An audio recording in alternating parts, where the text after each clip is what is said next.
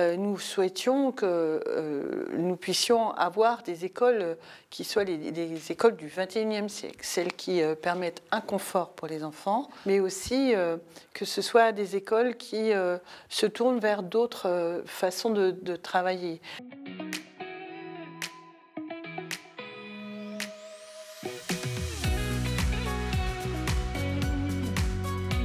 Nous avions décidé que les écoles étaient un élément déjà essentiel à notre politique. Nous voulons travailler pour la jeunesse et bien sûr là où nous pouvons travailler à la racine, parce que dans les écoles nous avons non seulement les enfants mais nous avons aussi toute l'équipe pédagogique et les parents.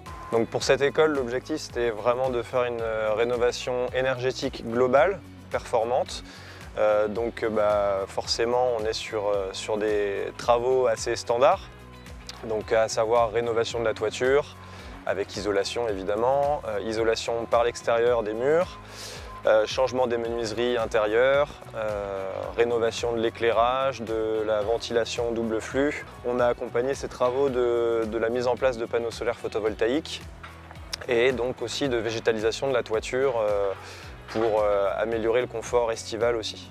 Donc effectivement, pour cette école, comme la plupart des rénovations aujourd'hui au sein de la collectivité, on a décidé de partir sur des matériaux biosourcés, donc à base de bois pour l'essentiel, donc que ce soit de l'isolation en laine de bois ou en ouate de cellulose pour la toiture, pour les murs extérieurs, avec évidemment quand même les contraintes techniques qui peuvent s'appliquer.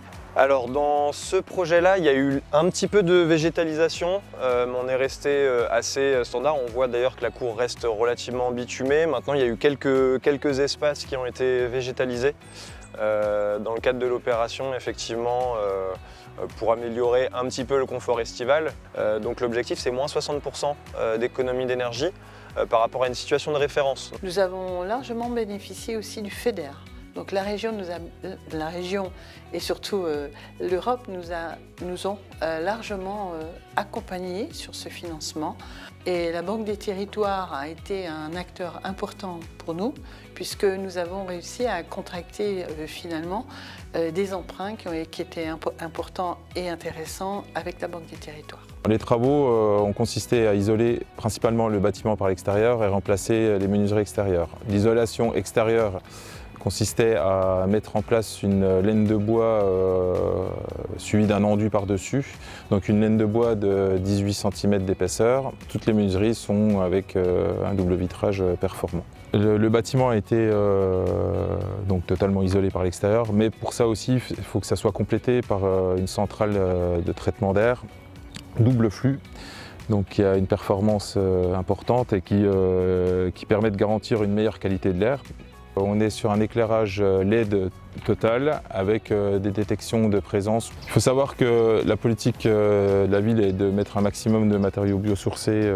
Le programme Ephilogie nous demande aussi et nous permet d'avoir des bonus sur les subventions grâce à la mise en place de matériaux biosourcés qui sont à l'origine naturels, donc comme ici la laine de bois pour l'isolation. Je pense que le fait d'être en dialogue permanent depuis le début jusqu'à la fin, ça permet de faire que l'école prenne toute sa place dans sa collectivité, dans son quartier. Ça veut dire que c'est un projet de société. Ce n'est pas simplement une rénovation de bâtiment.